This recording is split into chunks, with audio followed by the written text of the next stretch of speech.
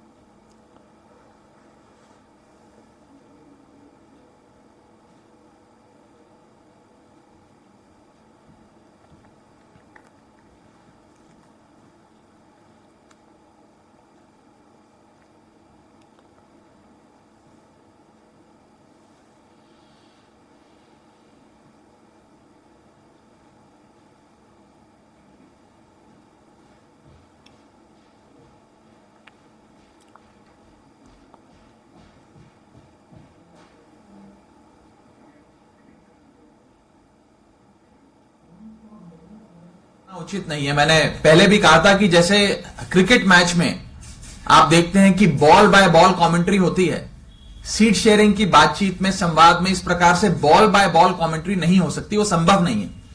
लेकिन जैसे ही कोई महत्वपूर्ण फैसला लिया जाएगा उसकी जानकारी अवश्य आप सबसे साझा करेंगे। But is this outcome of Mister Arvind Kejriwal meeting with Rahul Gandhi and Mallikarjun खड़गे एट मिस्टर खड़गे's रेजिडेंस?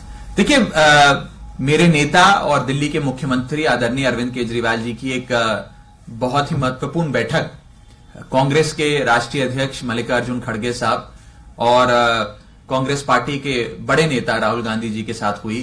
बैठक बहुत ही महत्वपूर्ण है, उसमें कई विषयों पर चर्चा हुई और साथ आकर चुनाव लड़ने का जो संकल्प है वो और मजबूत हुआ।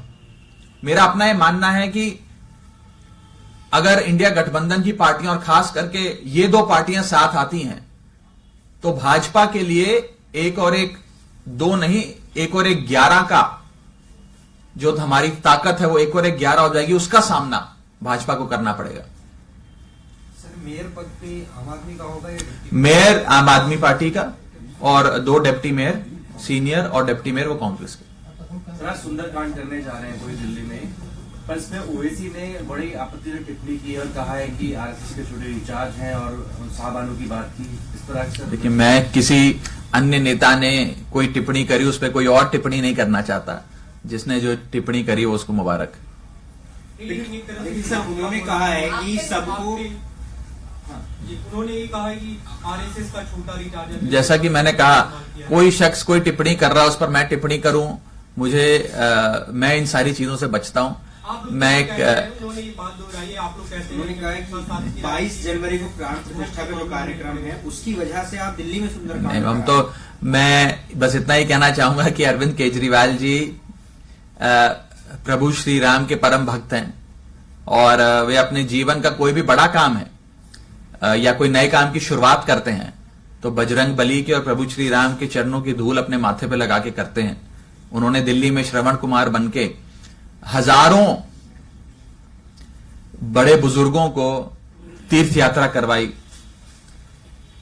उन्हें वाराणसी से लेकर दरबार साहब से लेकर अजमेर दरगाह शरीफ तक हर जगह मत्था टकवाया, वहां पे उनके दर्शन करवाए। और मैं किसी अन्य नेता द्वारा अरविंद केजरीवाल जी पर लगाए गए आरोप या इस पर टिप्पणी करना उचित नहीं समझता। मुझे नहीं लगता कि हमें किसी और नेता से सर्टिफिकेट लेने की आवश्यकता है। लेकिन राघव जी, क्या आप लोग कोऑप्ट भी कर रहे हैं या एक तरह से काउंटर करने की कोशिश कर रहे हैं बीजेपी का जो राम मंदिर और प्राण प्रतिष्ठा पे नैरेटिव? मैंने जो जवाब देना था मैंने दे दिया इस विषय पे। फॉर्मल इन्विटेशन आ गया है राम मंदिर? मेरे अभी मुझे ऐसी कोई जानकारी नहीं है और जैसे ही कोई जानकारी आएगी आपको बताएंगे। अगर आता है तो जाएंगे क्या?